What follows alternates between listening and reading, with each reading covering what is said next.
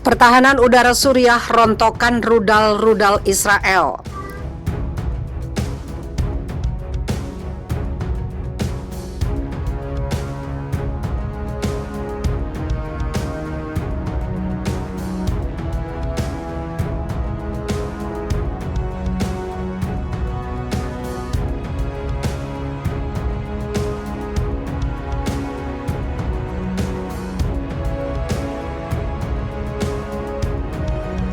Militer Suriah mengatakan sistem pertahanan udara mereka telah menembak jatuh rudal-rudal Israel di dekat Damaskus dini hari tadi, 22 April 2021. Rezim Zionis mengaku menyerang negara Arab itu sebagai balasan atas serangan rudal yang memicu bunyi sirine di dekat situs nuklir Dimona. Sekitar pukul 1.38 hari ini, Israel melakukan tindakan agresi udara dengan menggunakan rudal dari dataran tinggi Golan yang diduduki setelah mengenai beberapa sasaran di pinggiran Damaskus, kata Kementerian Pertahanan Suriah dalam sebuah pernyataan. Sistem pertahanan udara kita telah memukul mundur agresi dan menjatuhkan mayoritas rudal. Agresi tersebut menyebabkan 4 prajurit terluka dan menyebabkan beberapa kerusakan material, lanjut kementerian. Sana, media yang dikelola negara Suriah juga melaporkan bahwa sistem pertahanan udara negara itu telah menangkis serangan rudal di dekat ibu kota Damaskus.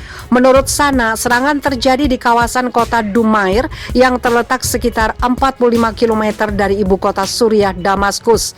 Laporan itu juga menyebutkan 4 prajurit Suriah terluka akibat serangan itu.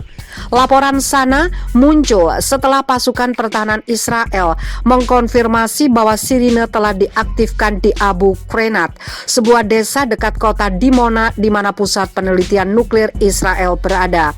Sirine meraung-raung saat ledakan mengguncang Israel Tengah akibat pencegatan rudal yang ditembakkan dari Suriah. Laporan lain, ada rudal lain yang jatuh di dekat situs nuklir Dimona. Serangan yang menargetkan area situs nuklir itu merupakan yang pertama kali terjadi. IDF mengumumkan tentara Israel telah menyerang baterai rudal di Suriah untuk merespon peluncuran rudal yang jatuh di dekat pusat penelitian nuklir Shimon Peres Negev di Dimona. Sebuah rudal surface to air ditembakkan dari Suriah ke Negev. Sebagai tanggapan, kami menyerang baterai tempat rudal diluncurkan dan baterai surface to air tambahan di Suriah, kata IDF.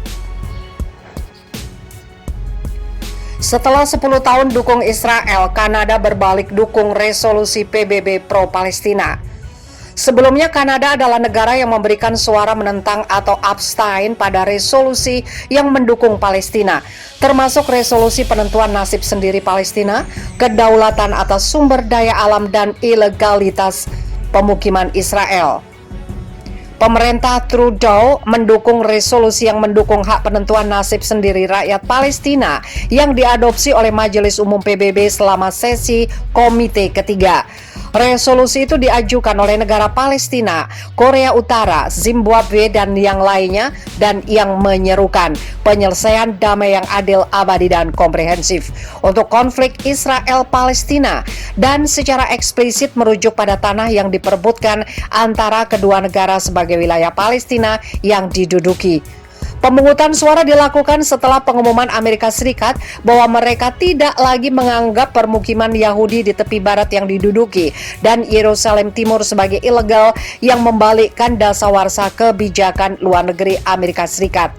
Resolusi yang berjudul Hak Rakyat Palestina untuk menentukan nasib sendiri ditentang oleh Israel, Amerika Serikat, dan 5 negara Pulau Pasifik, Kepulauan Marshall, Nauru, dan negara Federasi Mikronesia. Sebanyak 164 negara memberikan suara mendukung, termasuk Inggris dan Jerman. Seorang juru bicara Kementerian Luar Negeri Kanada, Christina Dott, mengatakan kepada Israel Times, Kanada berkomitmen untuk tujuan perdamaian yang komprehensif, adil, dan abadi di Timur Tengah, termasuk penciptaan negara Palestina yang hidup berdampingan secara damai dan aman dengan Israel. Pada saat itu semakin terancam penting bagi Kanada untuk menggarisbawahi komitmen tegas kami pada solusi dua negara. Anggota parlemen NDP Timins James Bay, Charlie Aung, mendukung langkah ini dan memberi selamat kepada Perdana Menteri Justin Trudeau karena mengakui hak-hak Palestina dengan menentang pemukiman ilegal. Kanada secara teratur memberikan suara menentang atau abstain pada resolusi yang mendukung Palestina, termasuk resolusi penentuan nasib sendiri Palestina, kedaulatan atas sumber daya alam dan ilegalitas pemukiman Israel. Pada November tahun lalu, Kanada bergabung dengan minoritas kecil negara termasuk Israel, Amerika Serikat, Australia, dan Kepulauan Marshall untuk memilih tidak terhadap resolusi Majelis Umum PBB berjudul Penyelesaian Damai pada Pertanyaan Palestina. Kelompok-kelompok pro-Israel menyatakan kekecewaan terhadap manuver baru Kanada. Mereka mengklaim bahwa itu adalah pengkhianatan atas dukungan kuat yang telah berlangsung lebih dari 10 tahun. Hillel Neurer, ketua pendiri KTT Jenewa untuk hak asasi manusia dan demokrasi, mengatakan Trudeau memperdagangkan prinsip dasar Kanada tentang keadilan dan kesetaraan untuk kursi Dewan Keamanan PBB dan mengatakan bahwa Kanada telah bergabung dengan para serigala. Perdana Menteri Pakistan minta negara mayoritas Muslim bersatu desak Barat pidanakan penghina Nabi Muhammad SAW. Perdana Menteri Pakistan Imran Khan meminta negara-negara mayoritas Muslim bersatu untuk mendesak pemerintah negara Barat agar mengkriminalisasi penghinaan terhadap Nabi Muhammad SAW. Dalam pidatonya yang disiarkan di televisi Senin 19 April 2021 waktu setempat, Khan mengatakan dia akan menjadi yang terdepan memimpin kampanye negara-negara mayoritas Muslim untuk meyakinkan negara-negara Barat penistaan terhadap Rasulullah merupakan masalah serius. Banyak kasus atas nama kebebasan berbicara namun menghina kehormatan Nabi Muhammad. 50 negara Muslim harus bersatu, berani mengatakan jika penghinaan ini terjadi di negara manapun, maka kita akan siap meluncurkan boikot perdagangan terhadap mereka dan tidak akan membeli barang-barang mereka.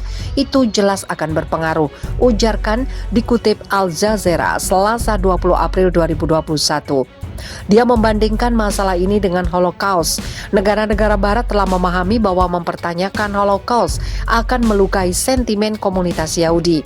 Sikap serius semacam itu menurut Khan perlu diterapkan atas kasus penghinaan Nabi Muhammad dengan cara yang sama. Pernyataan Khan datang setelah demonstrasi dilakukan oleh kelompok sayap kanan Tehreek-e-Labbaik Pakistan selama berhari-hari minggu lalu.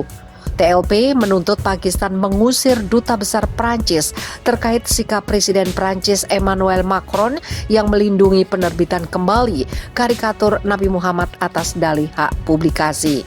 Penodaan agama merupakan isu sensitif di Pakistan. Bahkan beberapa bentuk penghinaan Islam dapat dijatuhi hukuman mati. Tindakan keras masyarakat Pakistan juga terlihat seperti sejak 1990, setidaknya 78 orang terbunuh oleh kekerasan massa terkait tuduhan penistaan Islam menurut penghitungan Al Jazeera.